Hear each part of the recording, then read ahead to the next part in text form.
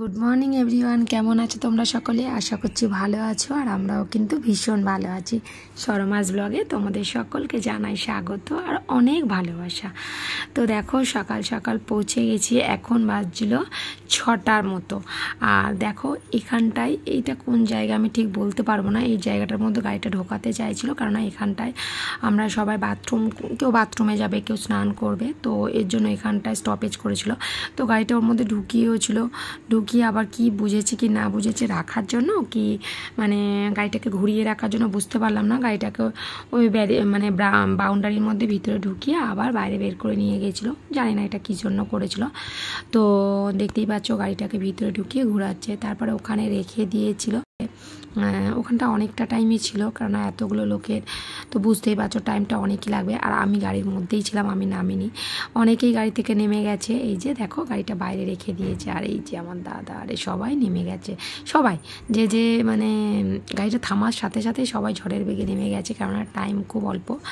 আর গাড়ির যারা আছে মানে তারা বলে দিচ্ছে যে তাড়াতাড়ি সব কাজ সেরে ওঠো, কিন্তু যদি 1 ঘন্টা টাইম দেয় সেটা হয়ে যাচ্ছে 3 ঘন্টা, এরকম ব্যাপার। তো এখানেও তাই বলেছিল, কিন্তু আমাদের অনেকটাই টাইম লেগে গেছিলো। তারপরে সব যে যার কাজ সেরে উঠে নিয়েছিল বাসে। আর এই যে টিফিন দিয়েছিল, ব্রেড দিয়েছিল, লাড্ডু ছিল, ডিম সেদ্ধ আর একটা করে কলা ছিল, ওটা টিফিনের জন্য দিয়েছিল। কোথাও আর কিছু বানায়নি ওরা, তো এটা শুকনো খাবার নিয়ে এসেছিলো, সবাই হাতে হাতে প্যাকেট করে দিয়ে দিয়েছিল। তারপরে এই যে দেখো জায়গাটা দেখো কত সুন্দর, শুধু মরুভূমির মতো বালি আর বালি, কি ভালো লাগছে ব্রিজের উপর দিয়ে গাড়িটা যখন যাচ্ছিল। তো দেখো চারিদিকে বালি। তারপর ওখান থেকে আমার ঠিক জানা নেই এটা কোন জায়গা, টোল ট্যাক্স কি জানি না। তো এই যে দেখো উড়িষ্যার মধ্যে অলরেডি ঢুকে গেছি, ব্যাস এইটা এখান থেকে জাস্ট ক্রস করেছি, তার কিছুক্ষণের মধ্যেই আমরা পুরীতে পৌঁছে গেছিলাম। তারপরে ওখান থেকে টোটোয় করে সোজা চলে গেছিলাম পুরী। টোটোয় করে নিয়ে গেছিলো, অনেক টাইম এই গাড়ি তো সোজা পুরীর কাছে যায় না, তো ওখান থেকে আবার এক জায়গায় স্টপেজ দেয়। তো ওখানটায় সমস্ত যত গাড়ি পুরীতে এসেছে সব গাড়ি ওখানে স্টপেজে থাকেই, 7টা দিন থাকবে। আমরা সোমবারে, আজকে সোমবার পৌঁছাচ্ছি, তো আমরা ওখান থেকে শুক্রবারে বেরিয়ে আসবো। তো এই 5-6 দিন ওখানটায় স্টপেজে থাকবে গাড়িটা, আর আমরা ওখান থেকে চলে যাব টোটোয় করে। তারপরে ওখান থেকে টোটো ভাড়া করে এই যে দেখো যে যার একটা করে টোটো করে দিয়েছিল, যে গাড়ি করেছিল তারাই দিয়েছিল এসব, মানে ওরাই দায়িত্ব নিয়ে সব করে দিয়েছিল। আমাদের ফুল ফ্যামিলি 9 জন গিয়েছিলাম, তো 9 জন না 10 জন হয়ে গেছিলো যত সম্ভব। আমার মায়েরা 5 জন, আমরা 3 জন, 8 জন না 9 জন, ওর শাড়ি নিয়ে 9 জন ছিলাম। তো এই যে দেখো টোটোই করে যাচ্ছি। আর এখানে অনেক বছর পরে এলাম, আমার মেয়ে তখন খুবই ছোট, তখন এসছিলাম, তো ভীষণ ভালো লাগছে। আর দেখো এখানে রাস্তাঘাট কেমন, আর এখানে যে লেখাগুলো, আমার মেয়ে, আমার ভাইপো, এরা সবাই হাসাহাসি করছে, বুঝতে তো কিছুই পারছে না, আর খালি বলছে মা চাউমিন লেখা। আর এই যে দেখো আমরা পুরীতে অলরেডি পৌঁছে গেছি। অ্যাট লাস্ট আমরা সমুদ্রের দর্শন পেলাম, খুবই ভালো লাগছে। অনেক বছর পরে দেখা, ইচ্ছে হয় প্রতি বছরই আসি। এটা এমন একটা জায়গা না, মনে হয় মানে যখনই আসি মনে হয় পরের বছর আবার আসবো। বিশ্বাস করো, কেন জানি না আমার তো পুরীতে খুবই আসতে ইচ্ছে হয়, আর অন্য কোথাও অতটা যাওয়ার ইচ্ছা হয় না। তোমাদের দাদাভাই এর আগে আমাকে অনেকবার বলেছিল চলো দার্জিলিংয়ে, তারপরে এদিকে জম্মু, আরও অনেক দেশে, মানে যেগুলো বাইরের দেশগুলো, ওগুলোতে ঘুরিয়ে নিয়ে আসবো। আমার না কোথাও যেতে ইচ্ছা হয় না। আর সবথেকে বড় কথা, তোমার দাদাভাই বুঝতেই পারছো ফৌজিতে চাকরি করে, আর পরেই বাড়িতে আসে, যার জন্য খুব একটা কোথাও যেতেও ইচ্ছে হয় না। বাড়িতে থাকুক, 2 দিনের জন্য এসে আনন্দ করুক, এটাই ভালো লাগে। আর সেও তো বাইরে ঘুরে বেড়ায়, ওই জন্য যায় না। আর এবারে বিশেষ করে আসা এই কারণে, বাড়ির ফুল ফ্যামিলি সবাই আসছে, ওই জন্যই আসা। আর এই যে দেখো হোটেলে পৌঁছে গেছি, হোটেলটাও খুব সুন্দর ছিল। হোটেলটা হয়তো সমুদ্রের ধার থেকে অনেকটা ভিতরে ছিল, কিন্তু বিশ্বাস করো হোটেলের মানে ব্যালকনি থেকে পুরো সমুদ্রটা পুরো পরিষ্কারভাবে দেখা যাচ্ছিল, মেলা আরে সমস্ত কিছু। চলে গেছিলাম আমার রুমে, সমস্ত রুমগুলো ঘুরে দেখছিলাম। 3 জনের 3টে রুম, বাবা মা একটাই ছিল, আমরা একটাই ছিলাম, দাদা বৌদি একটাই ছিল। তো এই যে আমার বড়বাবু এসে রেস্ট করছে, আর আমি দেখো সবগুলো ঘুরে দেখছি আর দেখাচ্ছি তোমাদেরকে। আমাদের যে রুমটা দিয়েছিল তার সামনে আবার একটা হোটেল ছিল। ওই জন্য এক কোণা দিয়ে সমুদ্রটা দেখা যাচ্ছিল। আর এই যে দেখো ওইটা হচ্ছে আমার দাদার রুম, আমার ব্যালকনি থেকে দাদার ব্যালকনি দেখা যাচ্ছে। তো এই যে দেখো তারপরে চলে গেছিলাম মায়ের রুমে। মায়ের রুমটা আবার আমার পাশে দেয়নি, মায়ের রুমটা আমার পাশের রুমের পাশের রুমটা, ওখানে আর একজনের দিয়ে দিয়েছিল। ওর জন্য মা আর আমরা একটু দূরে চলে গেছি। আমার বৌদির ঘরটাও সেম ওই রকম, ও আমাদের ঘরের পাশে সিঁড়ি ঘর, তারপরে বৌদির ঘর। আর এই যে দেখো মায়েদের রুমটা দিয়ে আবার অন্যরকম। রুমটা তবু এক সাইডটায় পিছনে হোটেল আছে আর এক সাইডটা দিয়ে সমুদ্র দেখা যাচ্ছিলো, ঘরে আলো হয়েছিল। আর আমার মায়ের রুমটা পুরো দেখো পিছনটা ব্লক হয়ে গেছে, একটুখানি সরু করে এই যে সমুদ্র দেখা যাচ্ছে। থেকে মনটা আনচান করছে সমুদ্রে যাব বলে, তার জন্য রেডি হয়ে ফটাফট বেরিয়ে পড়েছিলাম। 8-9 বছর পরে এলাম গাইজ, অনেক দিন পরে। আমি ঘরে এসে বলো everyone, I am going to সমুদ্র সৈকত। ওরা বাংলায় বলে beach, sea beach. This is right water and sloping. যখনই ছুটি আসে এমনটাই করে, ইংলিশ বাংলা ভুলভাল বলে ই করে।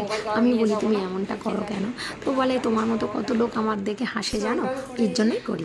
করে নিয়ে একটু মজা। আর এই যে ব্যালকনিতে সব ছাদে আর যায়নি, জামা কাপড় মেলে দিয়েছি, আমিও পুরো রেডি হয়ে গেছি। সবাই খেতে চলে গেছে নিচে, আমিও যাচ্ছি। চলো আগে খেয়ে নিই, 3টে অলরেডি বেজে গেছে। চলো এই যে সব খাওয়া দাওয়া হচ্ছে নিচে, ওই যে সব খাওয়া দাওয়া হচ্ছে ওখানে। খাওয়া দাওয়া করে আমরা ফাইনালি শুয়ে পড়েছি। প্রচণ্ড জল ঘেটেছি, শরীর আর দিচ্ছে না, আর খাবারটাও বেশি খেয়ে ফেলেছি, মনে হয় জল ঘাটলে বেশি খাবার খাওয়া হয়।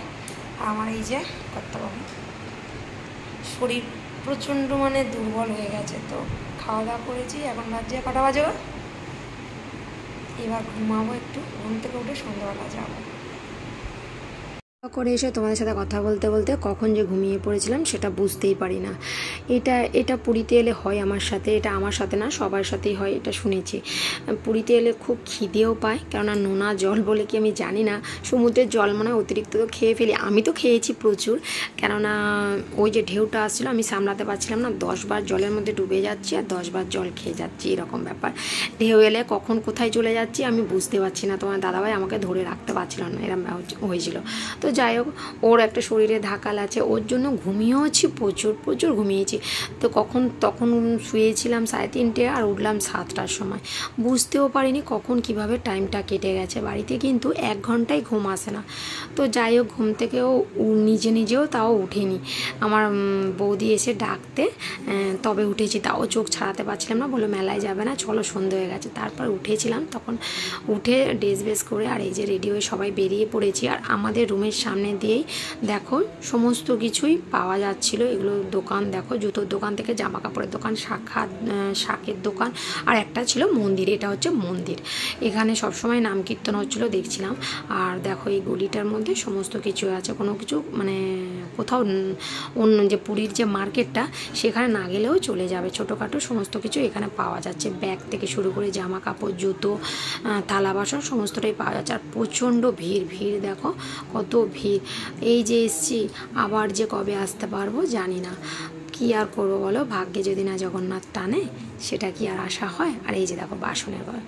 তারপরে আমাদের ওখান থেকে এসে মেন রোডটা ক্রস করেই মেলায় ভিড় দেখো, কেউ যদি হারিয়ে যায় সে আর মানে হোটেল খুঁজে যেতেও পারবে না, এই তো আর চেনা জানা জায়গা না, বাচ্চারা হারিয়ে গেলে খুব মুশকিল। আর হ্যাঁ, আমরা ফার্স্ট দিনেই কিন্তু এই মানে আজকে দিনে একজনকে হারিয়ে যেত, বাচ্চা না বয়স্ক মহিলা হারিয়ে গেছে, সে বেচারি কাউকে খুঁজে পাচ্ছিল না জানো। ওটা হচ্ছে আমরা যখন হোটেলে ফিরছিলাম তখন, আর খালি বাড়ি বলে ফেলছি সরি, তো হোটেলে।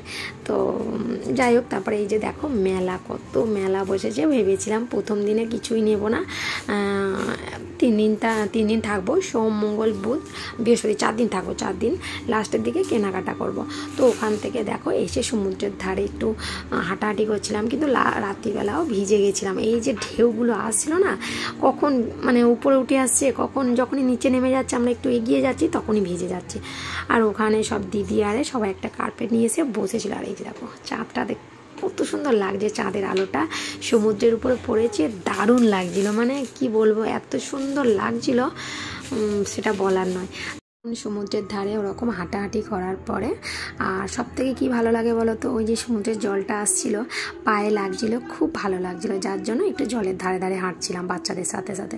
তারপর ওখান থেকে গিয়ে দিদিদের কাছে একটু বসেছিলাম, ওরা বসেছিল, ওদের কাছে একটু বসলাম। বসার পর দাদা বললো চল ওদিকটা ঘুরে আসি। তারপর ওখান থেকে বেরিয়ে একটু ঝালমুড়ি খেলাম, একটা করে আইসক্রিম খেলাম, আর তারপরে চলে গেছিলাম মাছের দোকানে। দাদা বললো চল মাছ খাবি, মাছ খাওয়াতে নিয়ে যাব। তো আর বাচ্চারা একটা করে কটন ক্যান্ডি নিয়ে ঘুরছে, বলছে ওগুলো পরে খাবো। আমি বললাম দে আমাকে একটু দে, কেউ দিল না জানো। তো যাই হোক, তারপরে মাছের দোকানে চলে গেছিলাম। আর মাছগুলো কিন্তু কিছু মাছ আমি চিনি আর কিছু মাছ আমি এখানে চিনি না। একটা ছিল অক্টোপাস, যেটা দেখেই গা কেমন করছিল, কেমন একটা লাগছিল, কিন্তু ওইগুলোই লোক খাচ্ছে। যাই হোক, যে যার ভক্তি সে তার কাছে, আমি খাই না, যার জন্য আমার দেখে যেমন অকুটে আসছিলো। তারপর বৌদি অর্ডার করেছিল একটা টুনা মাছ, নাম কোনোদিন শুনিনি। আর কেন কি আমি গঙ্গার মাছ সাধারণত খাই না, খুব কম খাই। আমি ইলিশ মাছ খাই, একটু ভোলা মাছটা খাই আর চিংড়িটা খাই, এছাড়া আমি এসব মাছ খাই না। তো যাই হোক, ওরা টুনা মাছ অর্ডার করেছিল আর দাদা চিংড়ি মাছ অর্ডার করেছিল। বললো বোন কী খাবে? আমি এখানে কিছুই খাবো না। তো আমি চুপচাপ বসেছিলাম। তোমার দাদাভাই বলছে বলো কী খাবে? যে না আমি খাবো না।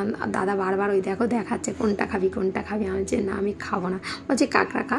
আমার যে না আমি কাঁকড়াও খাবো না। আর এই যে দেখো বৌদিরা যে মাছটা অর্ডার দিয়েছে কতটা বড়, আর সেই মাছটা পুরো গোটা ভেজে দেবে গাইস। বাড়িতে হলে ওটাকে টুকরো করে ভেজে ঝাল করে ঝোল করে যাই হোক রান্না করে লোক খায়, আর ওখানে ভেজে খাচ্ছে, কেমন একটা লাগছিল। যাই হোক, ওখানে চিংড়ি মাছ নিয়ে নিয়েছিল আর মাছটা ভেজে দিয়ে দিয়েছিল দুটোই। তো চিংড়ি মাছ খাবো না করে একটা দুটো খেয়েছিলাম, ভালোই লেগেছিলো। তারপর ওখানে বাবা যেহেতু আসেনি, বাবার জন্য প্যাক করে নিয়ে নেওয়া হয়েছিল। রুমে গিয়ে তোমার দাদাভাই একটা টেস্ট করেছে, যেহেতু এখানে খাইনি। ওখানে 1 পিস খেয়েছি, মা 2 পিস খেয়েছিল আর বাবা 1 পিস খেয়েছিল। তারপরে পুরোটাই আমি খেয়েছিলাম, মুখের সাথে খাবো না করে অনেকটাই খেয়েছিলাম। তোমার দাদাভাই খাওয়ার পরে বলছি ওটা কিন্তু ভালো করে ধোয়া হয়নি, তো কেমন একটা লাগছিল। তো যাই হোক খেয়ে নিয়েছিলাম। তারপরে বললে বিশ্বাস করো না, রাত্রেবেলা এত যন্ত্রণা করছিলো সেটা ধারণার বাইরে। তোমার দাদাভাইকে খালি বলছিলাম পেটে হাত বুলিয়ে দাও, খুব কষ্ট, মানে খাবো না করে খেয়ে নিয়েছিলাম। লোভে বা পাপে মৃত্যু, এরকমই হচ্ছে ব্যাপার। তারপরে এই যে ঘরে চলে এসেছি, দেখো গাড়িতে এসছে, শরীর প্রচণ্ড টায়ার্ড হয়ে গেছে, ওখানে শুয়ে গেছে। আমরা একটু ঘুরে বেশিক্ষণ থাকিনি, আধ ঘন্টা না 1 ঘন্টা হচ্ছে না, 1 ঘন্টার মতো থাকিনি। 1 ঘন্টার মতো থাকিনি, আমরা 1 ঘন্টা ছিলাম। টিভি চলছে এখন, বসে সব টিভি দেখা হচ্ছে। আমি দাদাভাই, দাদা বৌদি, দাদা শালি আর ভাই, আমরা কজন গেছি, মানে বাবা বাড়ি সবাই গেছি। ঘুরে চলে এসেছি।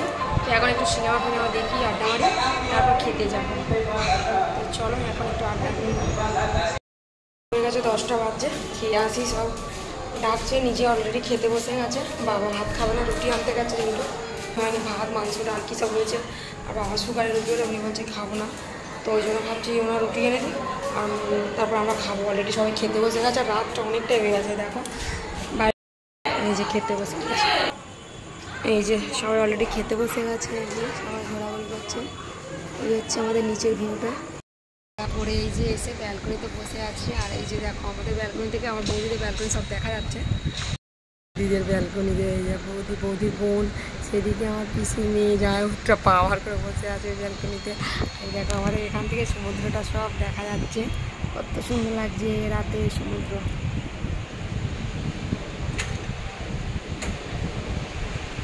ভালো, আজকের আমাকে এইটুকু ভিডিওটা, আবারও নেক্সট ব্লগ দেখা যাবে কালকে। তো আজকের মতো এখানে ভিডিওটা এই করে দিচ্ছি, আবারও নেক্সট ব্লগে দেখা হবে। তো চলো, গুড নাইট, সবাই ভালো থেকো, সুস্থ থেকো।